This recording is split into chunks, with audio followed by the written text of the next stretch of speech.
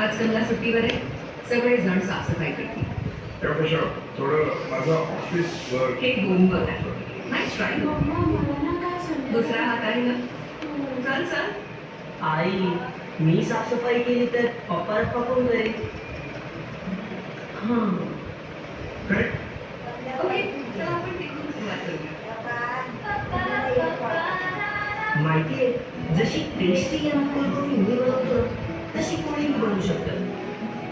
पण यांना नका सांगू.